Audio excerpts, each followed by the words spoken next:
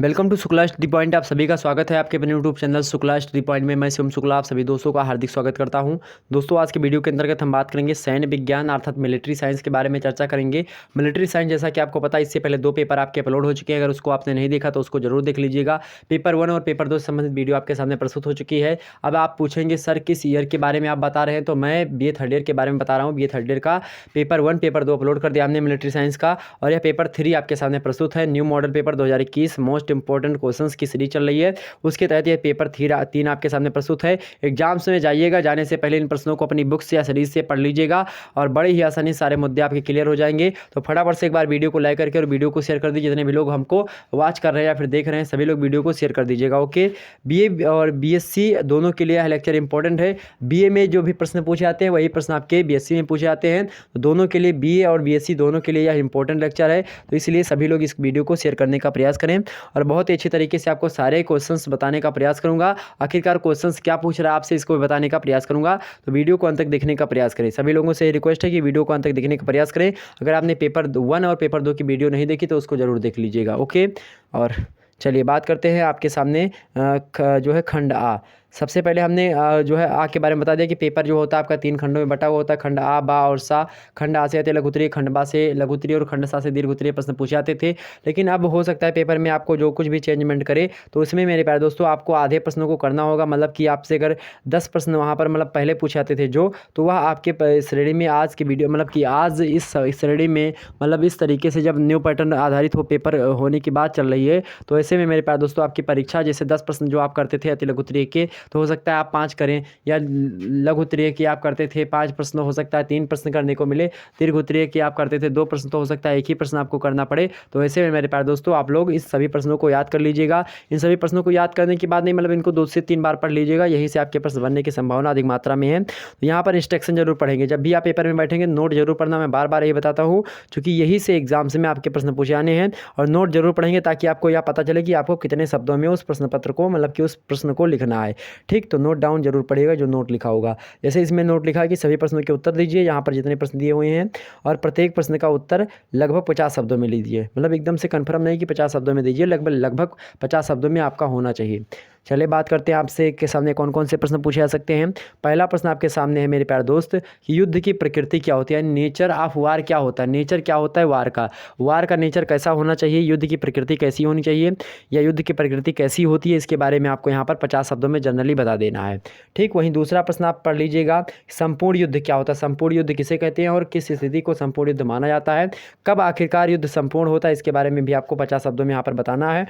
वहीं अगला प्रश्न आपसे पूछ सकता है एग्जाम से मेरे प्यारे दोस्तों अति लघु उत्तरीय में कि जीवाणु युद्ध क्या होता है। जीवाणु युद्ध को हम किसे कहते हैं, जीवाणु युद्ध, इसके बारे में आप पढ़ लीजिएगा। वहीं नेक्स्ट प्रश्न है आपका प्रक्षेपिक मिसाइल क्या होती है, इसके बारे में आपको जानना अति आवश्यक है।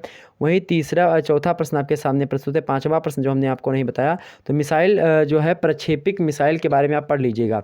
वही अगला प्रश्न आपके सामने है जन सेवा की अवधारणा क्या होती है, इसके बारे में आपको क्या जानते हैं, इसके बारे में आप बता दीजिएगा। वहीं अगला प्रश्न आपके सामने गुरिल्ला स्त्रोत्र जी क्या होता है, इसके बारे में आप बता दीजिएगा। वहीं अगला प्रश्न आपके सामने अप्रत्यक्ष कूट योजना क्या होती है, इसके बारे में आपको पढ़ लेना है, और पढ़ने के बाद में 50 शब्दों में इसको बयां कर देना है। तो क्या हमने गुरिल्ला स्ट्रेटेजी क्या होती है, स्ट्रेटेजी मतलब होता है एक प्रकार से स्ट्रेटेजी मतलब कि योजना। क्या इसको हिंदी में हम क्या कहते हैं, स्ट्रैटेजी कहते हैं, लेकिन आप अंग्रेजी में इसको कहते हैं स्ट्रेटजी कहते हैं। मतलब स्ट्रेटजी उसको आप अंग्रेजी में कहते हैं क्या, अगर अंग्रेजी मतलब STRATEGIC क्या कहते हैं, स्ट्रैटेजिक, क्या कहते हैं स्ट्रैटेजिक। इसको आप हिंदी में स्ट्रैटेजिक कहते हैं, उसी को हम क्या कहते हैं स्ट्रैटेजिक। तो ओके, ध्यान रखेंगे। तो स्ट्रेटजिक जिसको आप कहते हैं, ठीक, ध्यान रखेंगे, वही होता है आपका ये जो है गुरिल्ला। अगला प्रश्न आपके सामने अप्रत्यक्ष कूट योजना क्या होती है, इसके बारे में आप बताने का प्रयास करें। वहीं जो है पेपर 2 आपका 3 का नाम क्या, हमने आपको यह नहीं बताया। पेपर 3 का आपके नाम है मेरे प्यारे दोस्तों, उसको हमने शायद नहीं बताया, आपको कंफ्यूज हो रहे होंगे आप। पेपर 3 का नाम है मेरे प्यारे दोस्तों स्टडी ऑफ वार। क्या नाम है आपके पेपर 3 का, स्टडी ऑफ वार आपके पेपर 3 का नाम है। ध्यान रखेंगे, बिल्कुल चिंता करने की आवश्यकता नहीं। स्टडी ऑफ वार मतलब कि क्या होता है, ये स्टडी ऑफ वार का मतलब युद्ध का अध्ययन। क्या, युद्ध का अध्ययन। ओके, आगे बढ़ते हैं। तो गोरिल्ला स्ट्रैटेजी के बारे में आपको पढ़ना है। वहीं अगला है कि अप्रत्यक्ष कूट योजना क्या होती है, इसके बारे में आपको जान लेना है। वहीं और यहाँ पर CTBT क्या होती है, इसके बारे में भी आपको 50 शब्दों में यहाँ पर लिखना होगा, तो इसके बारे में भी आप पढ़ लीजिएगा CTBT क्या होती है। वहीं नेक्स्ट प्रश्न आपके सामने टैंक युद्ध क्या होता है, इसकी अवधारणा बताइए। टैंक युद्ध हम कैसे करते थे। आपने देखा होगा बॉर्डर मूवी, और बॉर्डर मूवी में आपने शायद देखा होगा जो है टैंक युद्ध की नीति, जब जो है पाकिस्तान वाले टैंक लेकर के आ रहे थे, उनके पास बहुत बड़ी बड़ी टैंक थी, और टैंक से जो है वो हमारे ऊपर सैनिकों के ऊपर हमला कर रहे थे। तो उसमें एक प्रकार से जिन्होंने बिछाया था माइंड के, मतलब कि एक प्रकार से जो टैंक होते हैं उनको उड़ाने के लिए जो नीचे ज़मीन में होता नहीं कि उसको, तो उसको शायद उसमें कुछ कहते हैं, तो वो चीज़ ही बिछा दी जाती है। तो मेरे प्यारे दोस्तों टैंक युद्ध की क्या अवधारणा होती है, इसको आप 50 शब्दों में बताना है। अगला है भाई नाभिकीय भयादोहन क्या होता है। नाभिकीय भयादोहन क्या होता है, इसके बारे में आपको 50 शब्दों में बताना है, इसको पढ़ लीजिएगा। नाभिकीय भयादोहन पढ़िएगा, टैंक युद्ध की अवधारणा पढ़िएगा, CTBT क्या होता है इसके बारे में पढ़ लीजिएगा, अप्रत्यक्ष कूट योजना, गोरिल्ला स्ट्रैटेजी, जनसेवा की अवधारणा, जनसेना की अवधारणा, इस सभी को पढ़ लीजिएगा आप। ओके, आगे बढ़ते हैं। आपसे लघु उत्तरीय में ऐसे प्रश्न एग्जाम्स में देखने को मिलेंगे। खंडबा में लघु उत्तरीय प्रश्न देखने को मिलते हैं, जिनको आपको 200 शब्दों में करना होता है, प्रत्येक प्रश्न का उत्तर देना होता है। लेकिन यहाँ पर आपको अगर अथवा करके दिया होता तो अथवा करके हमने इसमें नहीं इंक्लूड करा। अथवा करके एक आपको प्रश्न देगा, तो उनमें से अगर वो नहीं पसंद है तो आप वो कर लीजिएगा, मतलब जो नहीं याद है तो उसको दूसरा कर सकते हैं। पेपर 2 आप यहाँ पर देख सकते हैं, पेपर 2 क्वेश्चन 2 आप यहाँ पर देख सकते हैं।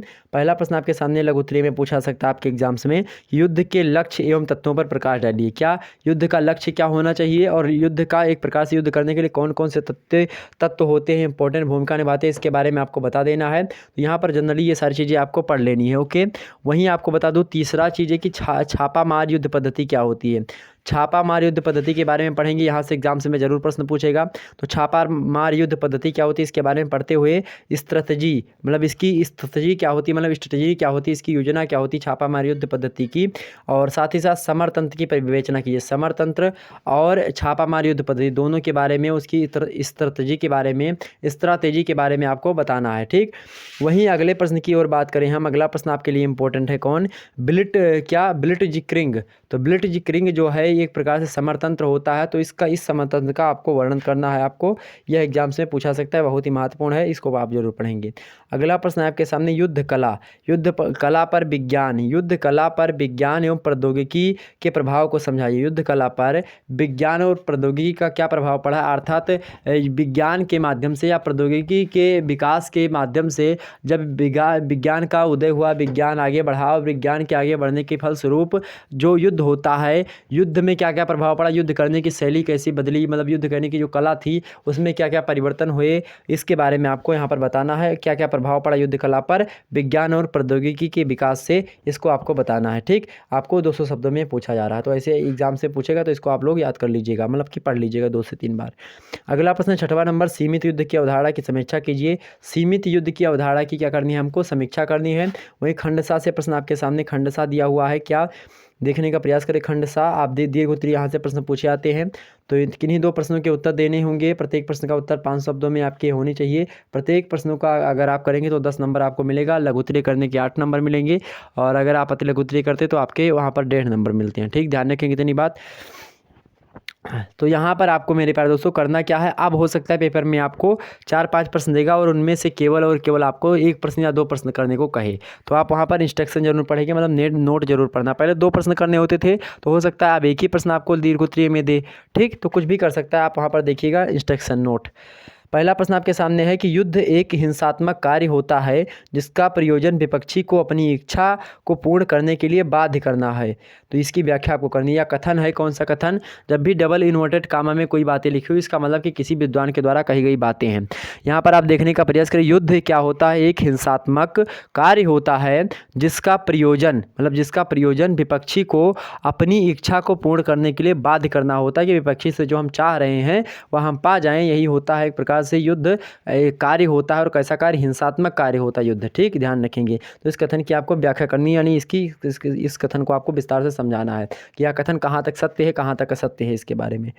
तो यहाँ पर अगला प्रश्न आपके सामने 8वां नंबर दिया हुआ है, आणविक युग में स्ट्रैटेजिक विकास पर एक निबंध लिखिए। अर्थात आणविक युग में जब अणु युग आया, जब परमाणु बम का विकास हो चुका, उसके बाद में आणविक युग में स्ट्रैटेजिक विकास पर एक निबंध लिखिए। कैसे कैसे विकास हुआ स्ट्रैटेजी मतलब कि स्ट्रैटेजिक का, उसके बारे में आपको यहाँ पर निबंध लिखना है, इसको पढ़ लीजिएगा। वहीं 9वां नंबर प्रश्न आपके सामने जम्मू कश्मीर को लेकर के, कि जम्मू कश्मीर में पाकिस्तान द्वारा प्रायोजित अल्प तीव्रता संघर्ष का विस्तार से वर्णन कीजिए। तो यहाँ पर जम्मू कश्मीर के बारे में आपको पढ़ लेना, जो करंट में न्यूज़ चल रही जम्मू कश्मीर के बारे में उसको जरूर पढ़ने का प्रयास करें। जैसे अभी जम्मू कश्मीर में परसीमन वगैरह चल रहा है, मतलब परसीमन का मतलब क्या होता है, जैसे कि किसी क्षेत्र में 10 लाख जनसंख्या पर एक विधायक चुना जा रहा है।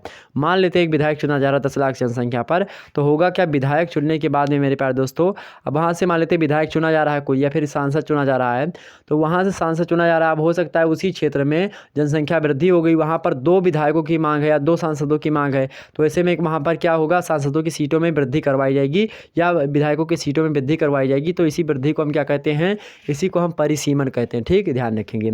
तो वहाँ पर चल रहा है जम्मू कश्मीर में, तो ऐसे में मेरे प्यारे दोस्तों यहाँ पर आपको उसके करंट चीज़ों के बारे में भी जानना अति आवश्यक है।